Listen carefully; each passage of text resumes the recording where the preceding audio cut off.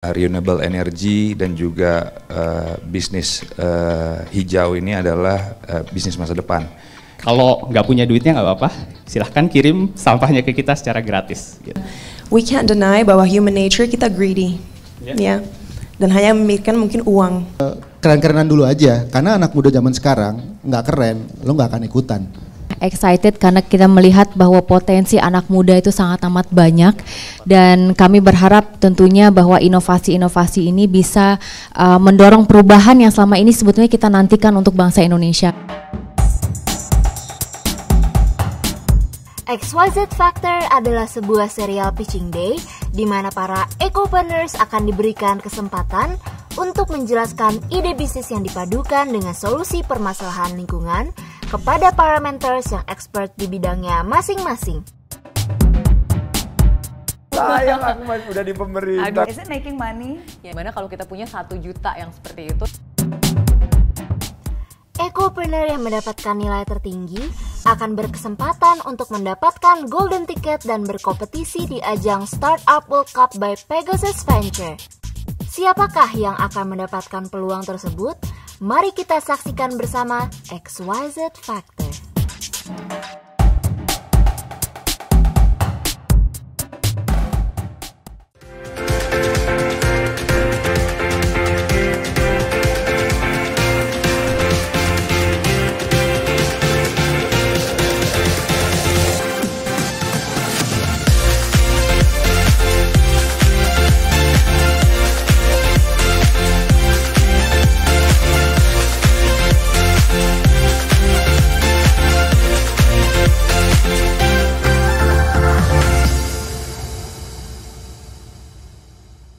Selamat sore semuanya. Assalamualaikum warahmatullahi wabarakatuh. Shalom, Om Swastiastu, Namo Buddhaya, salam kebajikan.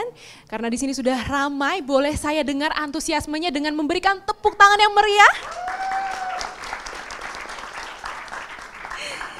Ya, selamat datang dan selamat bergabung di sesi pitching startup XYZ Factor. Perkenalkan, saya Fania Fitrianti Herlambang, Putri Indonesia Lingkungan 2018 sekaligus Renewable Project Engineer Medco Power Indonesia. Di sini aku akan berperan sebagai host untuk memandu kita semua menyaksikan para anak muda Indonesia yang punya inovasi dan juga bergerak membangun climate tech startup atau yang biasa kita sebut dengan ecopreneurs. Nah, XYZ Factor ini adalah sebuah serial pitching day inisiatif dari Ecosystem Venture Builder di mana para climate tech startup akan mempresentasikan ide bisnis mereka yang mana dipadukan dengan solusi permasalahan lingkungan. Dan pada kesempatan spesial kali ini, XYZ Factor bekerjasama dengan Masyarakat Energi Terbarukan Indonesia atau METI dan juga The 11th Indo EBTKI Connect untuk melakukan sesi pitching secara offline. Namun episode ini nantinya bisa ditonton secara online melalui kanal YouTube Ecosystem. Jadi nanti urutan presentasinya, masing-masing startup akan diberikan waktu pitching selama 5 menit. Dan akan disediakan waktu untuk feedback dari para mentors selama 10 menit, sekaligus juga akan memberikan penilaian. Nantinya startup dengan skor tertinggi berkesempatan untuk berkompetisi di Startup World Cup by Pegasus Tech Venture. Tepuk tangan semuanya. Jadi hari ini kita akan ada episode kedua dengan sektor circular economy dan juga episode ketiga dengan sektor electric vehicle. Kita sambut untuk startup yang pertama. Startup ini adalah penyedia layanan pengelolaan sampah bertanggung jawab dan inilah dia, Waste for Change.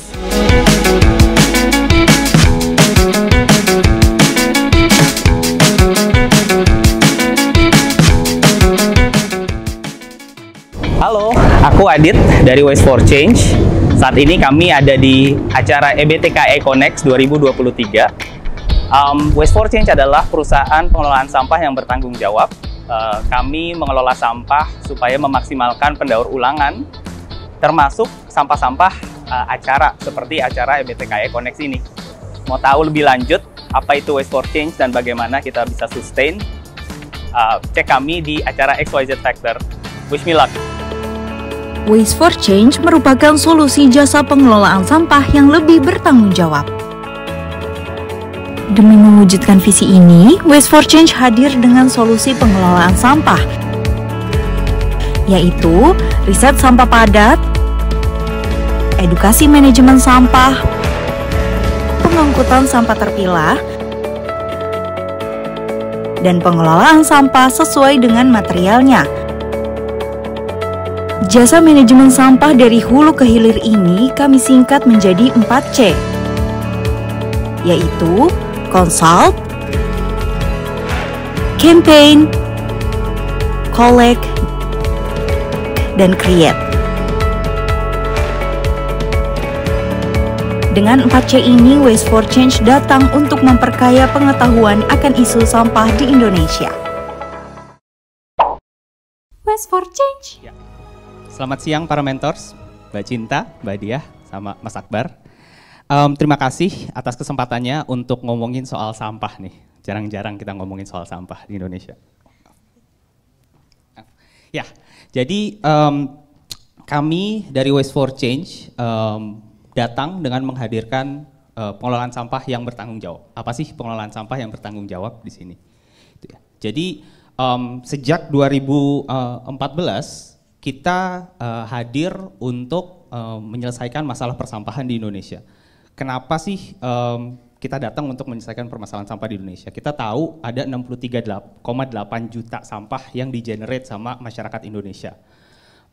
Ujungnya kemana aja? Mayoritas masih ke TPA, 70% masih ke TPA, sisanya masih dikubur, dibakar, ke sungai gitu ya. Kita ngerasa ada masalah nih, karena ujungnya yang didaur ulang cuma 7,5%. Ini data KLHK.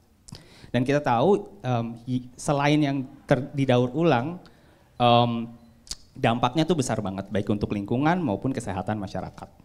Nah, solusi kami adalah jasa pengelolaan sampahnya ini masih limited. Karena jasa pengelolaan sampah yang kita ada tuh cuma ada kumpul, angkut, dan buang. Contohnya kayak gini. Jadi pewadahan di depan itu yang kita lihat sebenarnya udah bagus, ada warna-warni gitu ya, dan lain-lain. Tapi yang terjadi di masyarakat seperti ini, dibuangnya sembarangan, berantakan. Lalu, kalaupun udah ditaruh di tempat sampah yang udah bener, dikumpulinnya digabung lagi. Collectionnya masih digabung lagi dan juga kurang profesional. Ketepatan waktunya nggak ada, pakai APD-nya nggak lengkap dan lain-lain. Ujungnya opsinya cuman di TPA, dan di TPA menumpuk sekarang di Bantar Gebang sampai 40 meter tingginya. Nah, Waste for Change memulai untuk ngelolanya supaya seperti ini. Jadi di akhir, di treatmentnya kita ubah dulu. Kita pakai material recovery facility atau rumah pemulihan material. Di situ kita pilah-pilah lebih detail, sekitar 17 material stream yang ujungnya kita kasih ke pendaur ulangnya masing-masing. Plastik ke plastik, plastik pun ada HDPE, LDPE, dan lain-lain. Di sini juga kita data sampahnya. Dan kenapa kita data sampahnya? Karena data sampah itu jadi report ke klien-klien kita supaya mereka bisa memilah dengan baik. Karena ternyata kapabilitas kita untuk mendaur ulang lebih tinggi itu berhubungan dengan bagaimana di awalnya dipilah. Makanya reportnya kita balikin lagi, dan di reportnya itu kita melakukan edukasi ke klien-klien kita. Edukasinya secara reguler, setiap semester, setiap 2 bulan. Jadi awalnya ke manajemen, ujungnya ke user-usernya juga. Terakhir, untuk menyambungkan semua itu, pengangkutannya masih terpilah, masih pakai tempat sampah yang warnanya udah beda-beda dan konsisten. Plastik kaca logam, kertas, sama organik. Udah clear, itu udah gak mungkin orang salah. Jadi ini semua kita ngerti jenis-jenis klien kita beda-beda. Ada perorangan, ada kantor, ada restoran, dan lain-lain. Dan kita mendesain jasa kita supaya sesuai sama mereka. Jadinya government complex ini yang udah kita layanin, ada PU, Kemenkeu, terus kedutaan-kedutaan, kantor, hotel, dan lain-lain. Itu pakai jasa namanya reduce waste to landfill. Kita ngurangin sampah yang masuk ke TPA, clear. Di situ kita hargain sekitar 30 sampai 25.000 per trash bag per bulan. Selanjutnya kita juga melayani residen. Dan ini kita ngomongnya sama town management kayak BSD City di sini kita kelola Vida Telaga Kahuripan. Kita hargain sekitar 50.000 per household gitu ya. Terakhir individual pun juga bisa merasakan pengelolaan sampah yang bertanggung jawab, personal waste management. Dan itu sekitar 200.000 kalau kita yang ngangkut per bulan. Dan kita juga, kalau nggak punya duitnya nggak apa-apa, silahkan kirim sampahnya ke kita secara gratis gitu. Nah, kita udah melakukan ini sejak 2014. Tahun lalu kita mendapatkan SDGs Award kedua dari Bappenas. Dan kita hadir di 19 kota. Wah, ini slide-nya, sorry. Kita udah hadir di 19 kota di seluruh Indonesia menggunakan layanan tadi. Kita udah mengolah 10.000 ton sampah dalam setahun. Terakhir sedikit, mungkin dari kami ambisinya adalah untuk mengubah dari 10.000 ton per tahun menjadi 10.000 ton per hari. Kami harap Mbak Cinta, Mbak Diah, Mas Akbar bisa membantu kami mewujudkan itu dengan berkolaborasi. Terima kasih.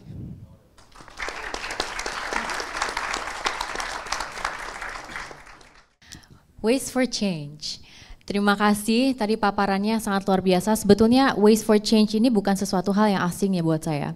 So I've known you guys for a while, sejak bahkan sebelum saya di parlemen karena memang juga bergerak di bidang ini gitu ya, bergerak di bidang sustainability dan saya secara spesifik tentunya apresiasi dengan segala upaya yang selama ini telah dilakukan karena permasalahan sampah itu di Indonesia kan sangat amat besar ya, dalam arti kata bahwa kalau boleh saya katakan juga di forum ini bahwa menurut saya manajemen sampah di negara Indonesia saat ini masih belum maksimal. Belum maksimal dan saya melihat bahwa Waste for Change hadir untuk kemudian memberikan solusi terhadap permasalahan yang dirasakan dari Sabang hingga Merauke di pelosok di wilayah 3T gitu ya, dengan harapan bahwa bisnis ini justru bisa berkembang dan membantu wilayah-wilayah terkhusus yang terpencil gitu ya, wilayah 3T untuk kemudian mengelola sampahnya. Karena betul tadi disampaikan bahwa kultur kita bahkan di wilayah-wilayah seperti itu masih berdasarkan bahkan membakar sampah gitu. Jadi culture untuk membakar sampah itu kan sangat amat besar. Nah oleh karena itu pertanyaan saya sebetulnya ya, dengan berbagai macam yang selama ini sudah dilakukan, saya ingin menanyakan bagaimana dukungan yang diberikan oleh pemerintah selama ini terhadap perusahaan, bisa dibilang perusahaan lah ya, Waste for Change ini. Lalu kemudian apakah selama ini ada gagasan untuk melakukan kolaborasi antara Waste for Change dengan pemerintah agar sistem pengelolaan sampah kita bisa lebih merata di seluruh Indonesia? Straight to the point, clear kita butuh berkolaborasi dengan pemerintah, nggak bisa kita sendiri. Ini sesuatu yang kita udah sadarin sebagai perusahaan benar untuk melakukan ini bareng-bareng. Pertama yang udah kita lakukan, kita udah berbicara dengan DLH, Pemkot gitu ya, pemerintah kota, karena memang kalau kita ngomongin pengelolaan sampah, jurisdiksi terbesar ada di pemerintah regionalnya. Jadi Pemkot itu kita udah ngobrol dengan mereka gimana caranya kita bisa melakukan KPBU. Tapi memang kesulitannya adalah KPBU yang ada di persampahan saat ini terkait infrastruktur, bukan pelayanannya. Nah yang kita lakukan sekarang adalah melakukan pelayanannya gimana dari pengangkutan sampai pengolahan itu atau setidaknya dari pewadahan sampai pengangkutannya lah bisa dikerjasamakan. Yang sekarang kita lakukan itu masih melayani kawasan mandiri.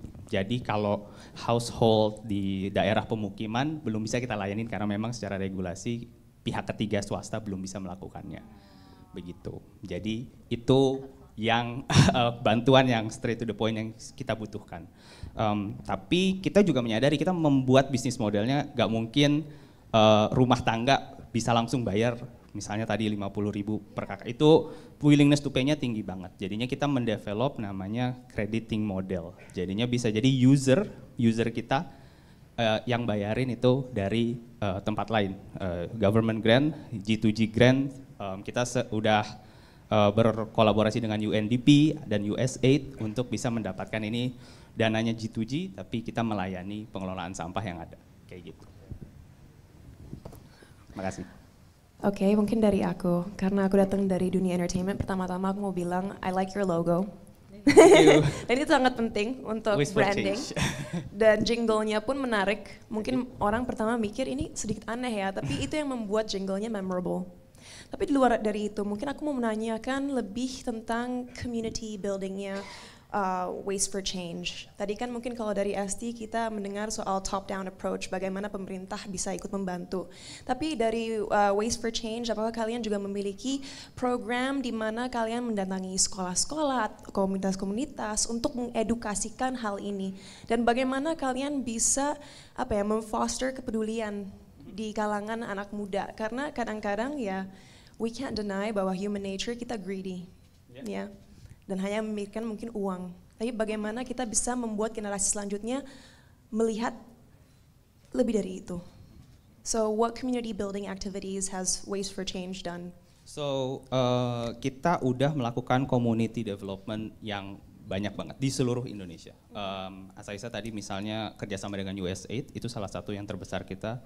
Programnya Clean Cities Blue Ocean, kita kerja di Makassar dan di Ambon untuk membangun kepedulian masyarakat. Dan I'm not gonna lie, kepedulian masyarakat itu susah banget untuk diubah. Habit yang udah lama status quo-nya itu ya asal nggak di depan saya, ya itu bukan masalah saya, ya. Itu susah banget diubah. Jadi we start from the heart, right? We show them bahwa ujungnya nih ke TPA. Dan ke TPA itu dampaknya penggusuran masyarakat di sana, pembakaran di sana, metana TPA yang meledak gitu ya. Jadi start from there.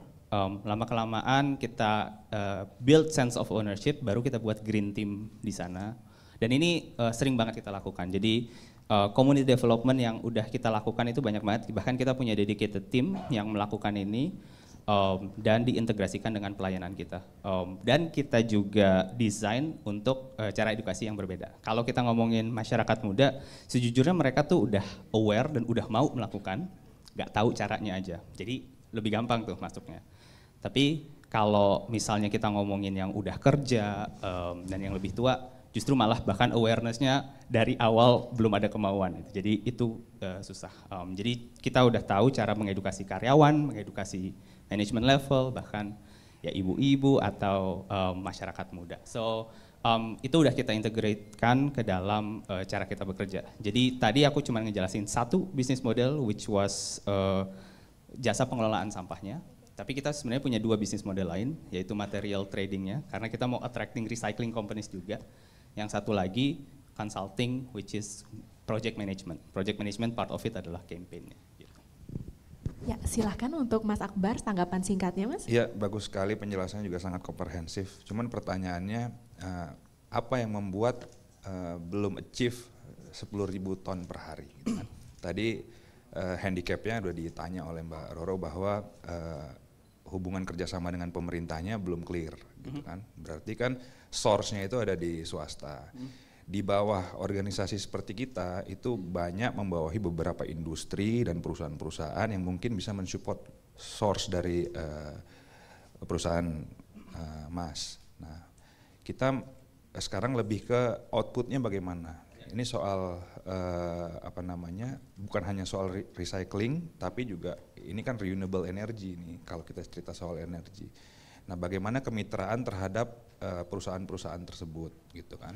Makanya kita mendorong supaya perusahaan yang sudah memiliki source ini akan memiliki output yang lebih dari soal recycling, tapi soal energi hijau, begitu. Jadi ke depan bagaimana program kemitraan dari perusahaan yang Mas bangun dengan perusahaan-perusahaan yang bergerak di bidang energi. Terima kasih. Oke, terima kasih pertanyaannya Mas Akbar. Kalau dari kami challenges-nya adalah kesadaran bahwa pengelolaan sampah itu nggak sekedar diangkut. Jadi kalau tadi saya bilang harganya kami sekitar 25.000, 30.000 per trash bag per bulan, status quo-nya adalah itu mungkin sekitar cuman 10.000 per trash bag per bulan karena sampahnya diangkut selesai terus ke TPA. Tapi kita ada proses lain setelah diangkut, yaitu pengolahannya dan pembuatan laporan tadi. Nah, these kinds of activities, value yang kita tambahin yang menambahkan waste journey report tadi bisa dimasukin ke dalam sustainability reportnya perusahaan dan lain-lain. Itu enggak semua perusahaan memilikinya gitu. Jadi part of that adalah kita juga mengedukasi perusahaan supaya aware bahwa pengelolaan sampah itu enggak cuma ngangkut doang. Gitu. Oh ya, itu dan apa aja partnership yang kita lakukan, standar proper, standar Green Building Council Indonesia itu sedang kita jalin supaya pengelolaan sampah itu menjadi part of penilaian dari standar-standar green labels ini. Oke, tepuk tangan untuk Mas Adit dari Waste for Change. Terima kasih mentors. Terima kasih Mas Adit.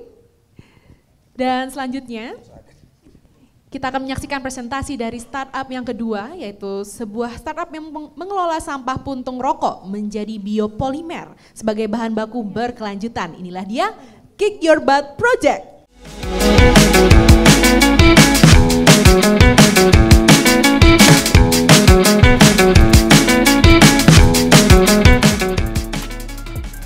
Hai, gue Onik, gue dari Kick Your Butt.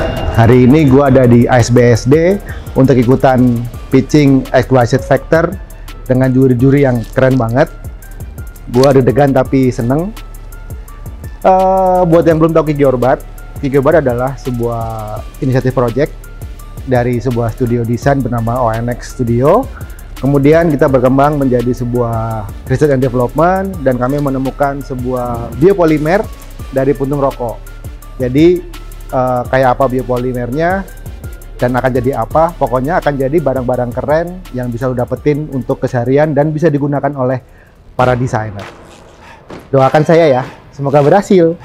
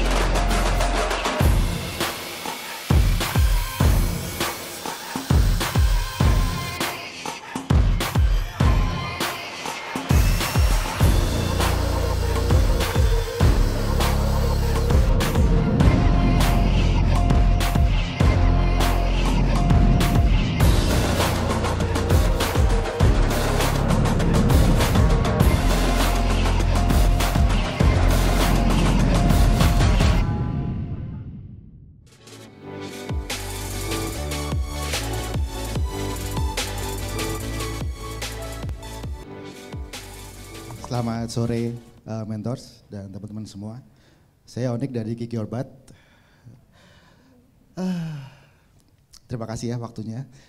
Sebenarnya Kick Your Butt adalah inisiatif research yang berawal dari sebuah studio desain produk. Jadi kami sebenarnya designers yang akhirnya jadi researcher. Ya ini kami punya dua tim, lab team dan studio desain. Kita foundernya semuanya anak grafik dan anak produk designer yang kemudian kami belajar menekuni sebuah research yang kemudian kami membawa ke riset ini.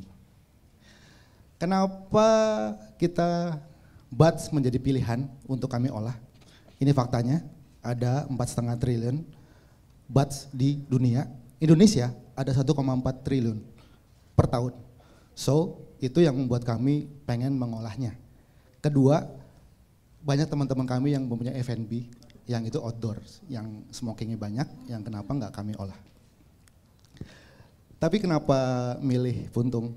Ya, is it urgent? Ya pasti urgent, karena kami belum menemukan lagi yang mengolah puntung, karena emang ya 2 tahun kami research, ternyata nggak semudah itu. Setahun pertama kami kayak nangkap angin, kita nggak tahu bikin apa, karena kami juga nggak ada pengalaman research, tapi akhirnya 2020 kami bisa mendapatkan angin segar lah.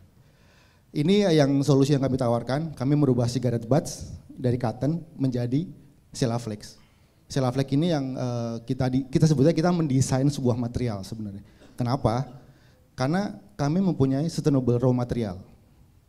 Apapun tuh banyak, material banyak, kita mempunyai bio-based high quality materials Dan yang penting adalah setelah jadi produk, kita dengan mudah bisa mengolah produk itu lagi menjadi bahan mentah lagi.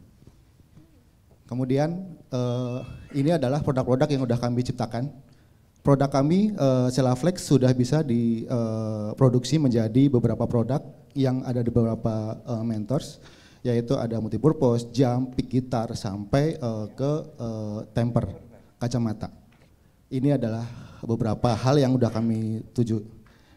Ini penting, menurut kami, impact-nya adalah community, ekonomi, dan industries. Kenapa? Karena 3 hal ini yang menurut kami alami di industrinya, kami alami di sekitaran community kami, dan kami alamin sebagai pekerja desain ataupun kreatif. Ekonomi menjadi penting karena kami butuh uniqueness dan ekonomi value lebih tinggi dengan punya karakter material tersendiri dari studio kami. Kemudian ini adalah traction yang udah kita pernah capai di 2022. Kita pernah menjual jam sebanyak 200 pieces, multipurpose 700 pieces, 100 pieces record holder, dan terakhir adalah project bersama production rokok. Kita membuat billboard 4x6 di Bandung. Ini tractionnya 2022. Yang kemudian ini adalah biopolymer milestone kami. Di tahun 2020 kami hanya mengolah 96 kg per tahun. Dan kemudian yang mengejutkan adalah di 2023 per Mei kita sudah mengolah 600 kg. Yang harapannya di akhir tahun kita dapat mencapai 1.500 kg. Itu setara dengan 15 juta puntung. Yang di 2022 kita mendapatkan paten dari material kami. Paten sederhana 10 tahun bahwa paten kami proses material dan formulasi kita udah pegang patennya. Kemudian di 2024 dan 2025 itu adalah target kami scale up.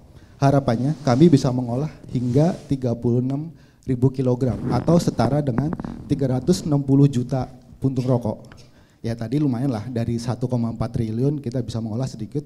Dan ini semua kami lakukan dengan lab yang kami ciptakan, mesinnya sendiri, space seadanya, dan resources seadanya. Dan kita bisa mencapai angka 1.500 harapan tahun ini, dan di tahun 2025 bisa sampai segitu. Dan ini adalah award yang udah kami capai tahun ini. Kita ranking 1 sebagai best design dari materials. Kalau begitu, let's collaborate. Terima kasih. Ya, silakan tanggapan para mentors, mungkin dari Mas Akbar, silakan.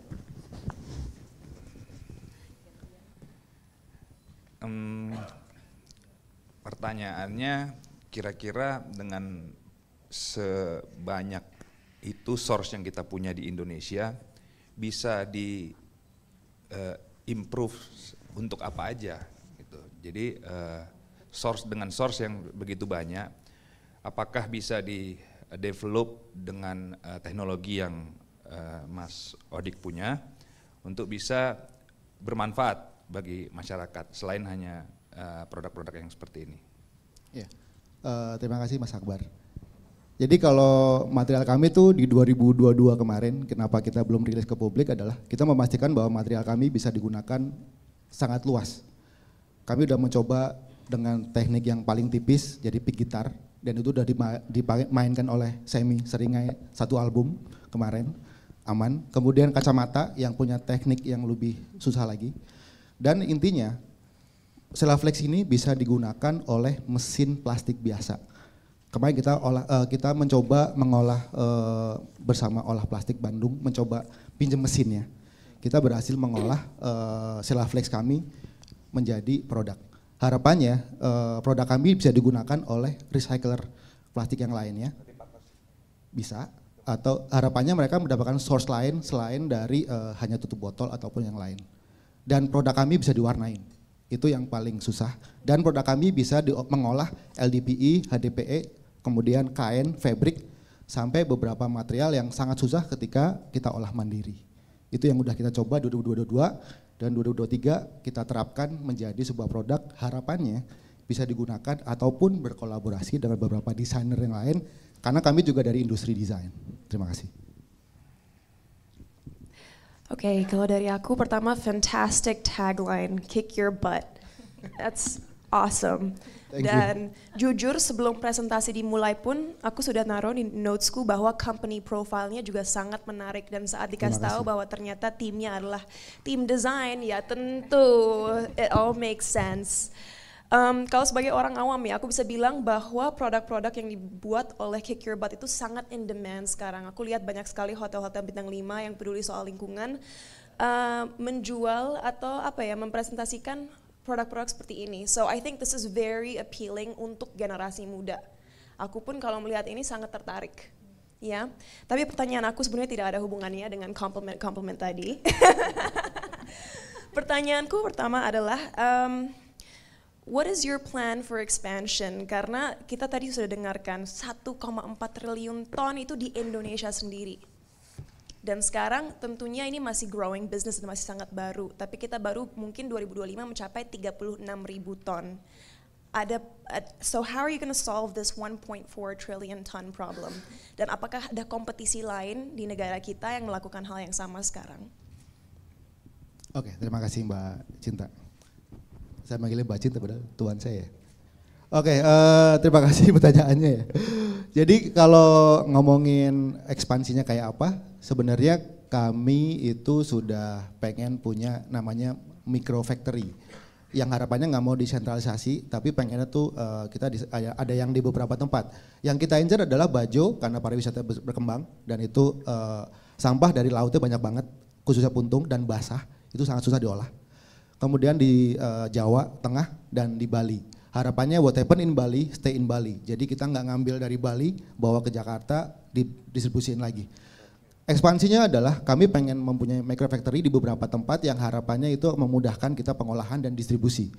Kemudian ekspansi berikutnya untuk menanggulangi 1,4 triliun di Indonesia itu, kita berusaha untuk scale up di setiap micro factory-nya. Gitu. Dengan ya mesin kami sekarang aja dehidratornya masih menggunakan dehidrator untuk kue. Yang itu tapi kita optimalkan dengan kita modifikasi menjadi sebuah dehidrator yang bisa menghasilkan kekeringan yang kita butuhkan.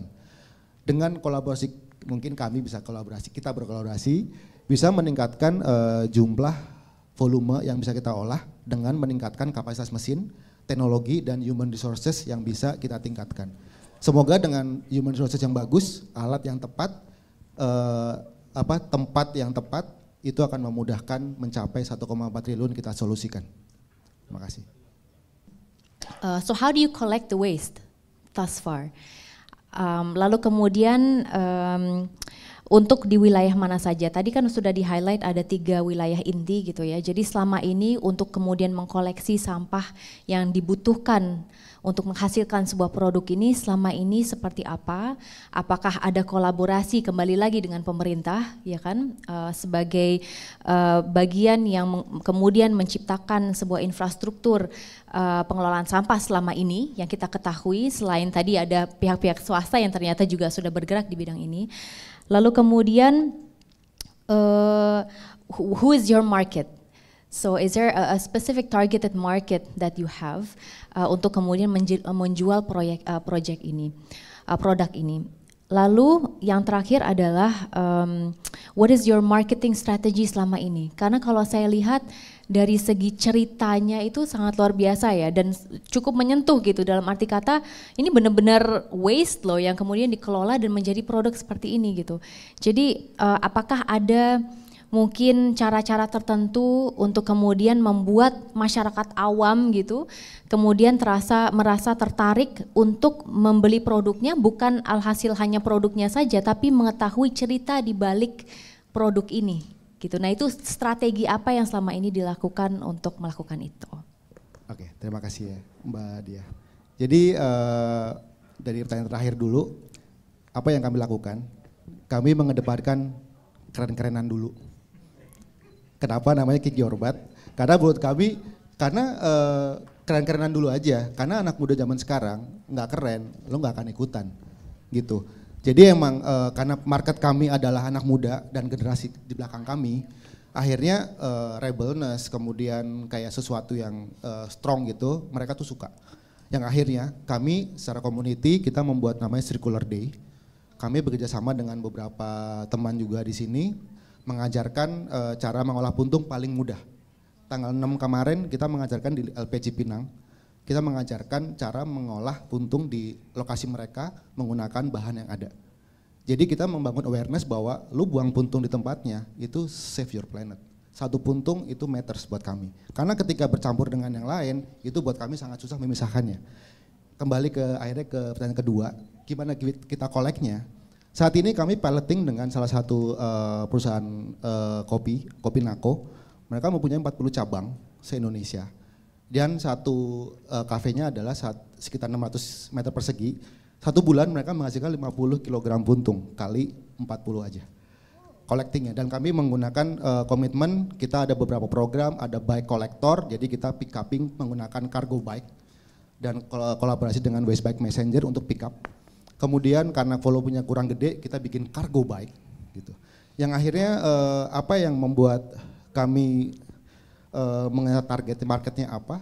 Ya pertama caranya adalah dengan kita menciptakan desain yang menarik, membuat mereka bisa mendesain apa yang mereka pengen.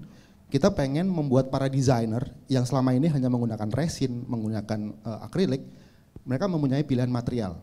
Karena saya dari product designer yang sangat kesusahan mencari bahan yang sustain di Indonesia, yang bisa membuat produk desain kami menjadi sebuah produk nyata. Itu yang market kami. Desainer yang yang entrepreneur dan recycler, itu market kami. Intinya akan menggunakan FOMO menjadi keyword kami untuk berjualan. That's it. Terima kasih. Tepuk tangan sekali lagi untuk Mas Onyx dari Kick Your Butt Project. Wollte ich sagen,